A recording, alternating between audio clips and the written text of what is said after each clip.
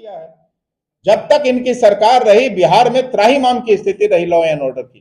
कानून व्यवस्था पर बोलते हैं। अरे कानून व्यवस्था पर बोलने का तेजस्वी जी को कोई नैतिक अधिकार है क्या?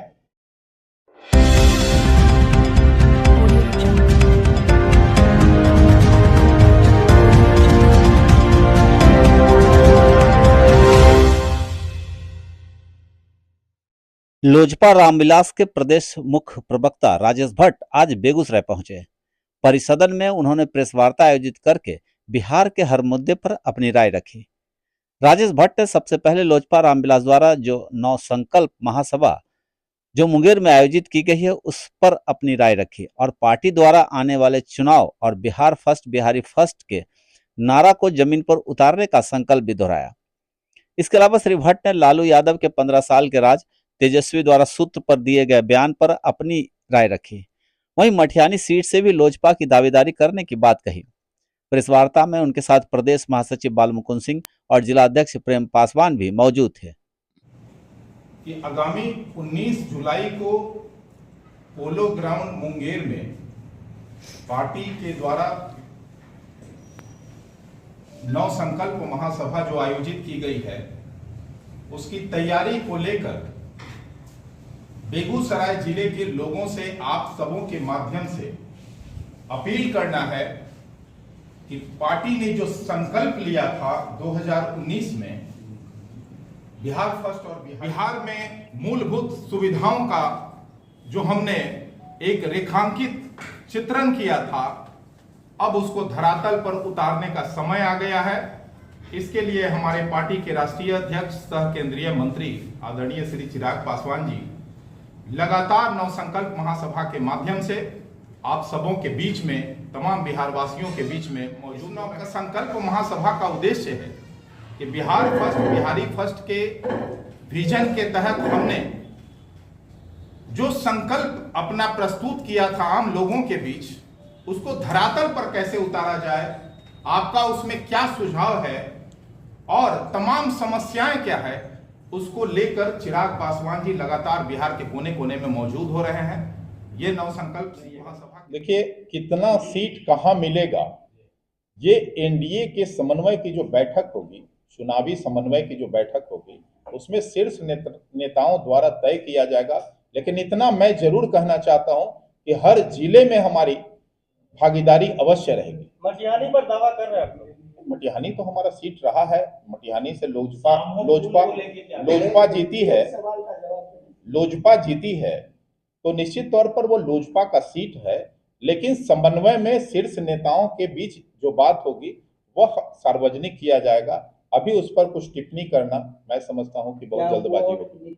मैं कहता हूं कि तेजस्वी जी उसी परंपरा को आगे लेके चल रहे हैं जो उनके पिताजी ने स्थापित किया था।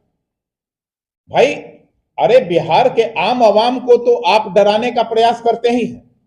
आपका एक रैली जो अभी हुआ, जो कह रहे थे कि जनहित में हम रैली कर रहे हैं, पटना में जो बंद आप लोगों ने किया, खुलेआम लूट हुआ, दुकानों को लूट लिया गया, जो पुरानी उनकी परिपाटी रही है। आप देखे हैं भागलपुर में परीक्षार्थियों के साथ क्या हुआ, परीक्षार्थियों का पर्चा छीन लिया गया। तो छात्रों के साथ, गरीबों के साथ, मजदूरों के साथ, मजलूमों के साथ, जिनको वो कहते हैं कि अपना वोट बैंक, अल्पसंख्यकों के साथ वो क्या कर रहे हैं वो तो स्पष्ट रूप से दिख रहा है।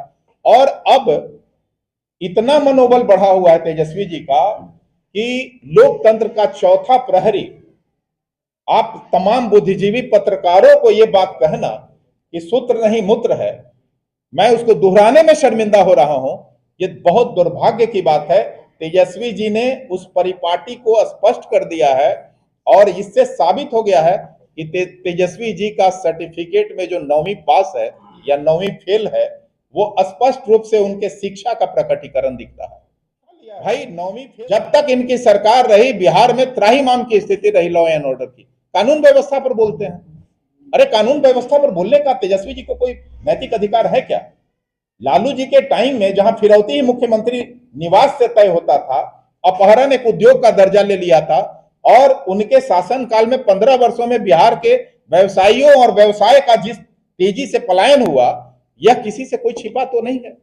पलायन पे वो बोलते हैं। शर्म आनी चाहिए तेजस्वी जी, कम से कम पत्रकारों को तो बखस दिए होते। हमारे पत्रकार भाइयों कई सवाल सर उठ रहे हैं, आपके विरोधी भी उठा रहे हैं, उन्होंने भारत में बिहार बंद भी किया था, तो आप इसको कैसे देख रहे हैं? क्या आप चाहते हैं कि बिहार घुसपैठियों का घर बन जाए? बिहार कोई दलान तो नहीं कि कोई भी घुसपैठिया कहीं से भी आए और रोहिंग्या आए और बिहार में शामिल हो जाए। भाई यहाँ की आबादी जो बिहार की जनता को हक है, बिहार की जनता को मयसर होना चाहिए, उसमें उन रोहिंग्या का भी हिस्सेदारी हो। कुछ तो पार्टियां चाहती ही हैं कि रोहिंग्या को बुलाएं। ये देखिए बिहार है, बंगाल नहीं हो सकता। लोकसभा चुनाव भी तो उसी बिहार को बंगाल नहीं बनने देंगे।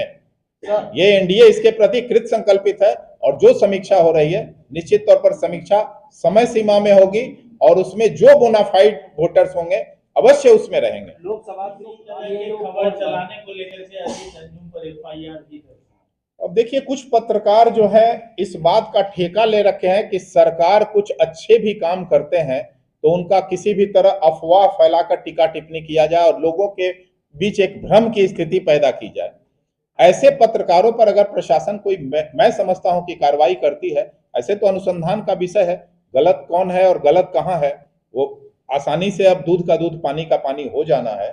लेकिन मैं समझता हूं कि पत्रकार एक जिम्मेवार कार्य है और मैं समझता हूं कि पत्रकारिता का संपादन हमेशा निष्ठापूर्वक और देश हित में करना चाहिए। देश प्रथम है, ना कि अपनी इच्छा।